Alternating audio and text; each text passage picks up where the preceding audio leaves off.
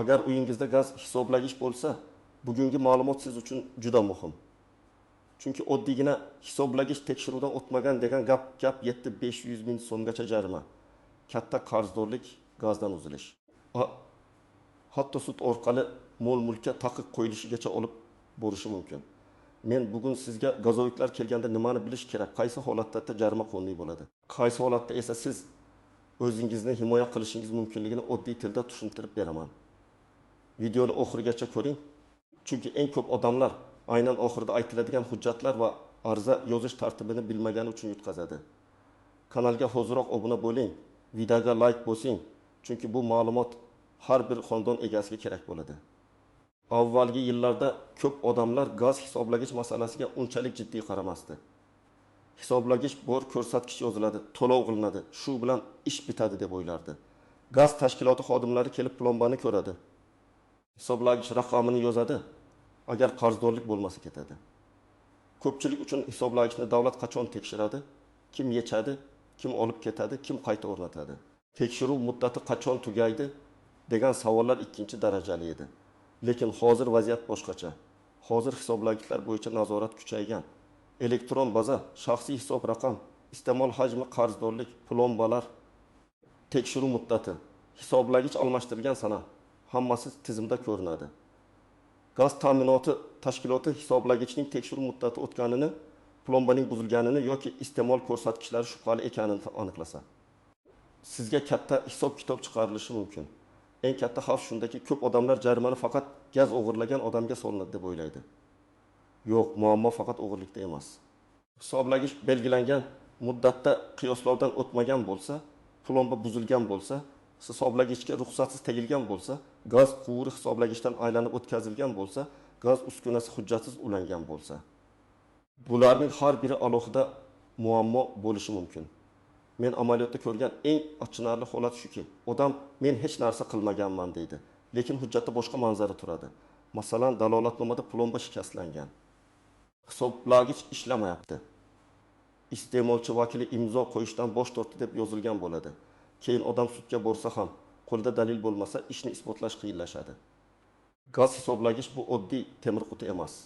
U siz bilan gaz ta'minoti tashkiloti o'rtasidagi hisob-kitobning asosiy dalilidir. Ya'ni siz qancha gaz ishlatganingizni aynan shu uskuna ko'rsatadi. Shuning uchun uning plombasi texnik holati va qiyoslov muddati huquqiy ahamiyatga ega. Qiyoslov degani hisoblagich to'g'ri ishlayaptimi yoki yo'qmi? Shuni maxsus tartibda tekshirishdir. Agar hisoblagich noto'g'ri ko'rsatsa, u sizga ham zarar. Gaz tashkilotiga ham zarar. Masalan, hisoblagich kam ko'rsatsa, tashkilot siz gazni to'liq hisobga olmagan holda ishlatgansiz deb hisob-kitob qilishi mumkin. Agar hisoblagich ko'p ko'rsatsa, siz ortiqcha pul to'layotgan bo'lishingiz mumkin. Shu sababli qiyoslov muddati muhim. Ikkinchi muhim narsa, hisoblagichga o'zingiz tegmang. Ba'zi odamlar ustani chaqirib joyini almashtiray, oshxonani remont qilyapman, hisoblagichni biroz surib qo'yay, quvur noqulay joyda turibdi, chiroyli qilib yashiray deydi. Mana shu ishlarning har biri muammo tug'diradi. Gaz hisoblagichni yechish, joyini o'zgartirish, qayta ulash.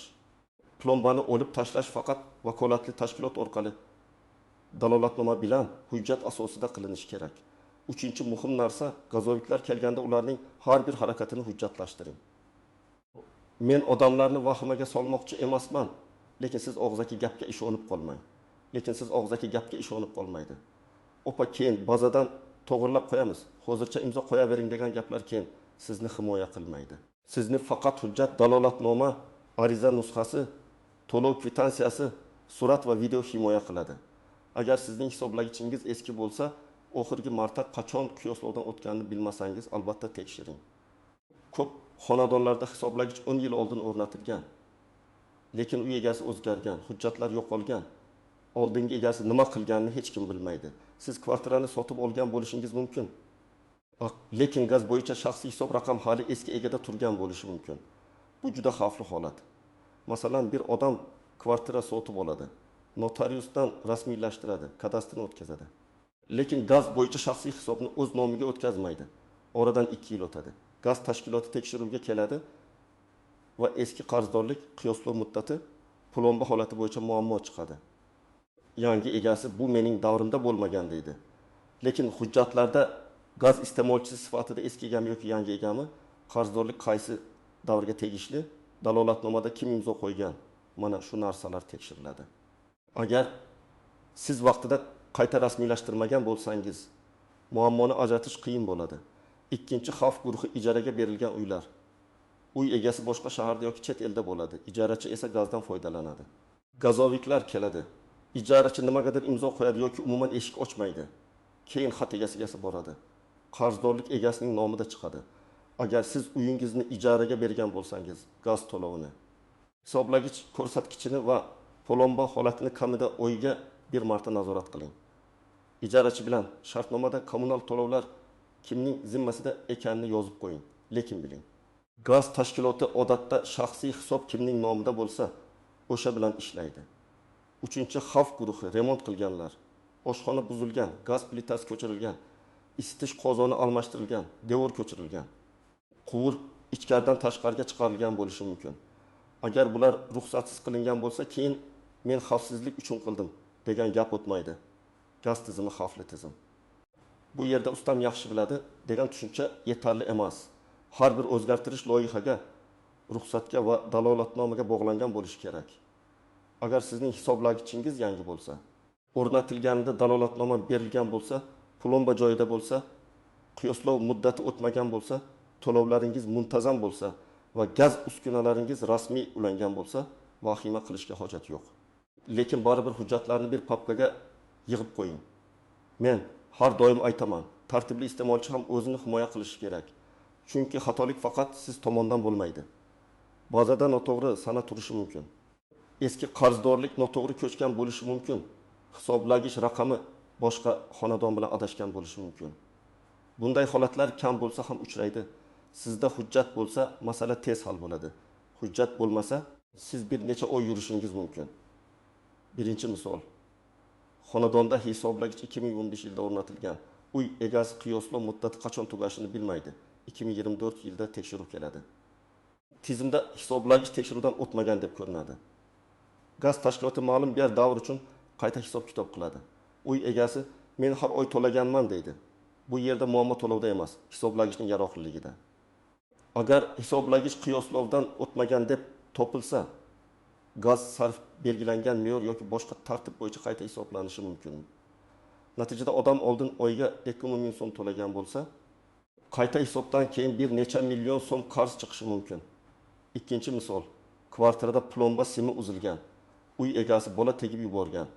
Remontda usta bilmay urib yuborgan deydi. Lekin dalolatnomada plomba buzilgan deb yoziladi.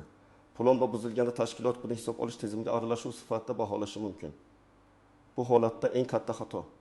Xodimlar kelganda hech narsani suratga olmaslik va dalolatnomani o'qimasdan imzolash.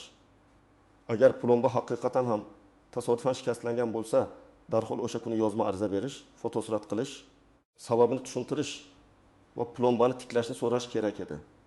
Uchinchi misol. Uy egasi qishda qo'shimcha gaz isitgich ulagan. Faqat 2 oy ishlatdim, keyin olib tashladim deydi. Lekin tekshiruvda quvurdan qo'shimcha ulanish izi aniqlanadi. Bu juda og'ir holat bo'lishi mumkin. Chunki gaz xavfsizligi masalasi bor. Bunday vaziyatda faqat jarima emas, gaz ta'minoti uzilishi, qo'shimcha hisob-kitob, hatto favqulodda xavf bo'lsa, ma'muriy yoki boshqa javobgarlik masalasi ham ko'rishi mumkin. To'rtinchi misol. Odam kvartirani sotadi, lekin gaz qarzini to'liq yopmaydi. Yangi egasi men toza kvartira oldim deb o'ylaydi. Oradan vaqt o'tib, shaxsiy hisobda qarz chiqadi. Bu yerda sotib olayotgan odam oldindan gaz, elektr, suv, issiqlik bo'yicha qarzdorlik yo'qligi haqida ma'lumot olish kerak edi. Notariusdagi bitim alohida. Kommunal hisoblar alohida tekshiriladi. Shuning uchun uy sotib olayotganda faqat kadastrga qarash yetarli emas. Endi eng nozik joyga keldik. Har bir jarima yoki qayta hisob avtomatik ravishda to'g'ri degani emas. Gaz tashkiloti ham dalil bilan ishlash kerak. Agar sizga katta summa chiqarilgan bo'lsa, bo'ldi, endi to'lash kerak deb darrov taslim bo'lmang. Avval asosini so'rang. Qaysi davlatnoma asosida, qaysi sana bo'yicha, qaysi davr uchun, qaysi me'yor bilan hisoblandi? Hisob-kitob varaqasi bormi? Tekshiruvda kimlar qatnashgan? Siz yoki sizning vakilingiz imzo qo'yganmi? Imzo bo'lmasa, rad etish haqida yozuv bormi? Guvohlar bormi? Foto yoki video dalil bormi? Agar xodimlar kelganda siz uyda bo'lmagan bo'lsangiz, keyin davlatnomada sizning nomingizdan kimdir imzo qo'ygan bo'lsa, bu alohida tekshirilishi kerak. İmzo siznikimi yoki yo'qmi? Vakolatli shaxs imzo qo'yganmi? Ijarachi imzo qo'ygan bo'lsa, uning vakolati bormi? Bular muhim savollar. Yana bir nozik jihat hisoblagichning nosozligi har doim iste'molchining aybi degani emas. Uskuna eskirishi mumkin. Texnik nuqson bo'lishi mumkin, tashqi sharoit ta'sir qilishi mumkin. Lekin siz buni isbotlashingiz uchun o'z vaqtida murojaat qilgan bo'lishingiz kerak. Masalan, hisoblagich g'alati ovoz chiqaryapti, ko'rsatkich yurmayapti. Raqamlar qotib qolgan, shisha ichida namlik bor, plomba joyi bo'shashgan. Bunday holatda keyin ko'raman demang. Darhol gaz tashkilotiga yozma murojaat qiling. Chunki keyin ular siz bilgan holda foydalangansiz deyishi mumkin. Yana bir muhim xato. Odamlar telefon orqali murojaat qiladi, lekin yozma iz qoldirmaydi. Telefon qilganingiz yaxshi, lekin bu yetarli emas. Siz ariza topshiring, kirim raqami oling, elektron murojaat yuborsangiz screenshot saqlang. Javob xatini saqlang. Men har doim shunday deyman. Og'zaki gap muammoni boshlaydi, yozma hujjat muammoni tugatadi. Endi eng og'ir savol, gaz qarzi yoki jarima sabab kvartirani yo'qotish mumkinmi? Oddiy tushuntiraman. Gaz tashkiloti sizdan qarzdorlikni undirish uchun sudga murojaat qilishi mumkin. Sud qarori chiqqandan keyin ijro organlari ish boshlashi mumkin. Agar qarz katta bo'lsa, hisob raqamlaringizga, mol-mulkingizga. Ayrim holatlarda ko'chmas mulkka nisbatan taqiq yoki undirish choralari qo'llanishi mumkin. Bu gazoviklar kelib ertaga uyingizni olib qo'yadi degani emas. Lekin qarzni e'tiborsiz qoldirib sud xatlarini olmang. Ijro hujjatlariga javob bermay yursangiz, vaziyat og'irlashadi. Men ko'p ko'rgan xato shuki, odam qarzdorlik xatini oladi, asabiylashadi, lekin hech narsa qilmaydi. O'zi noto'g'ri, men to'lamayman deydi. Agar noto'g'ri bo'lsa ham, siz buni rasmiy tartibda bahslashingiz kerak. Ariza yozing, hisob kitobni so'rang, e'tiroz kiriting, kerak bo'lsa sudga da'vo yoki shikoyat qiling. Jim turish eng yomon taktika. Agar sizda haqiqatan ham qarz bo'lsa, uni yashirmang. Gaz tashkilotiga borib qarzni bo'lib to'lash, qayta hisob kitobni tekshirish, penya yoki qo'shimcha summalarni aniqlashtirish masalasini ko'taring. Ba'zi holatlarda kelishuv qilish, to'lov jadvali tuzish mumkin. Eng muhimi, siz faol harakat qilayotganingiz ko'rinsin. Birinchi qadam, bugunoq gaz hisoblagichingizni tekshiring. Hisoblagich raqamini yozib oling, ko'rsatkichni suratga oling, plomba joyini suratga oling. O'rnatilgan sana va qiyoslov muddati haqidagi hujjatni toping. Agar hujjat yo'q bo'lsa, gaz ta'minoti tashkilotiga borib yoki rasmiy kanallar orqali hisoblagichingiz bo'yicha ma'lumot so'rang. Ikkinchi qadam. Shaxsiy hisob raqamingizni tekshiring. U kimning nomida? Manzil to'g'rimi? Qarzdorlik bormi? Oxirgi to'lov qachon tushgan? Ba'zan odam bank ilovasida to'laydi, lekin noto'g'ri shaxsiy hisobga pul o'tkazadi. Keyin o'z hisobida qarz turaveradi. Shuning uchun kvitansiyalarni saqlang. Uchinchi qadam. Agar gajoviklar tekshiruvga kelsa, hujjatini so'rang. Xodimning xizmat guvohnomasi topshiriq yoki tekshiruv asosi bo'lishi kerak. Siz qo'pollik qilmasdan, odob bilan iltimos hujjatingizni ko'rsating. Men qayd qilib qo'yay deyishingiz mumkin. Tekshiruv jarayonida telefon orqali video yoki foto qilishga harakat qiling, lekin xodimlarga xalaqit bermang. Maqsad janjal emas, dalil saqlash. 4-qadam, dalolatnomani o'qimasdan imzo qo'ymang. Agar dalolatnomada noto'g'ri gap yozilgan bo'lsa, rozi emasman deb yozing. Masalan, dalolatnoma mazmuniga rozi emasman. Plomba shikastlanishi mening harakatim bilan bog'liq emas. Qo'shimcha tekshiruv talab qilaman. Yoki hisob kitobga e'tirozim bor, asoslovchi hujjatlar berilishini so'rayman. Imzo qo'yishdan oldin o'zingizning izohingizni kiritish juda muhim. 5-qadam, har qanday muammo bo'lsa yozma ariza bering. Arizada quyidagilar bo'lsin: familiya, ism, manzil, shaxsiy hisob raqami, telefon raqam, muammo tavsifi, talabingiz va ilova qilingan hujjatlar ro'yxati. Masalan, mening xonadonimdagi gaz hisoblagich bo'yicha chiqarilgan qayta hisob kitob bilan rozi emasman. Hisob kitob qaysi dalolatnoma, qaysi davr va qaysi me'yor asosida amalga oshirilganini yozma ravishda berishingizni so'rayman. Hisoblagichni mustaqil yoki qayta texnik tekshiruvdan o'tkazishni so'rayman. Arizaning bir nusxasiga kirim raqami qo'ydirib oling. 6-qadam, uy sotib olayotgan bo'lsangiz, albatta kommunal tekshiruv qiling. Gazdan qarzdorlik yo'qligi, hisoblagich holati, plomba, qiyoslov muddati, shaxsiy hisob raqami kimning nomida ekanini aniqlang. Sotuvchi hammasi joyida degani yetmaydi. Siz kvitansiya, ma'lumotnoma yoki kamida rasmiy tizimdagi holatni ko'ring. Uy narxi 100 millionlab so'm bo'lsa, kommunal qarz va hujjatlarni tekshirishga bir kun vaqt ajratish shart. 7-qadam, agar ish sudga ketgan bo'lsa, kechiktirmang. Sud xatini olganingizdan keyin javob yozing. Da'vo summasiga e'tirozingiz bo'lsa, hisob-kitobni rad etish asoslarini yozing. Dalolatnomani, to'lov kvitansiyalarini, suratlarni, arizalaringizni ilova qiling. Kerak bo'lsa yuristga murojaat qiling. Chunki sud qarori chiqqandan keyin uni o'zgartirish ancha qiyinroq bo'ladi. Birinchi xato men to'lab yuribman, demak muammo bo'lmaydi deb o'ylash. To'lov borligi yaxshi, lekin hisoblagichning yaroqliligi, plomba va rasmiy ulanish alohida masala. Ikkinchi xato, gazoviklar o'zi biladi deb hammasini ularga tashlab qo'yish. Ular o'z ishini qiladi. Lekin siz o'z huquqingizni o'zingiz himoya qilasiz. Hujjatni siz saqlaysiz, e'tirozni siz yozasiz, noto'g'ri hisobni siz ko'tasiz. Uchinchi xato og'zaki kelishuv. Ertaga kelamiz, keyin tuzatamiz. Hozir shunday yozamiz degan gaplarni yozma tasdiqsiz qoldirmang. Bugun yaxshi gaplashgan xodim ertaga boshqa joyga o'tib ketishi mumkin, lekin tizimdagi qarz sizning nomingizda qoladi. 4-xato. Sud va ijro xatlariga befarq qarash. Agar xat kelsa, uni oching, o'qing, muddatlarni ko'ring. Ko'p huquqiy imkoniyatlar aynan muddat o'tib ketgani uchun yo'qoladi. Men bugun sizga bitta asosiy fikrni yetkazmoqchiman. Gaz hisoblagich masalasiga beparvo qarash mumkin emas.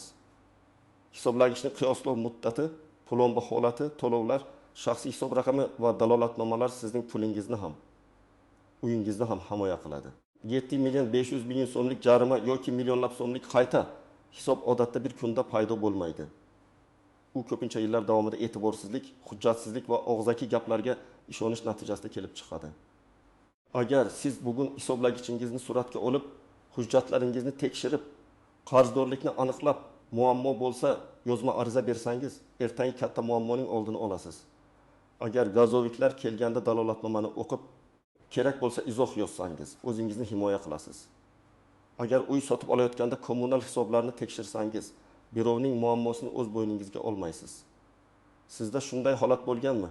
Hisoblagich, plomba, qarzdorlik yoki gaz tekshiruv bo'yicha muammo chiqqanmi? Izohlarda yozing. Boshqalar ham sizning tajribangizdan xulosa oladi. Videoga like bosing, kanalga obuna bo'ling va bu videoni yaqinlaringizga yuboring. Chunki bu ma'lumot har bir xonadon egasiga kerak.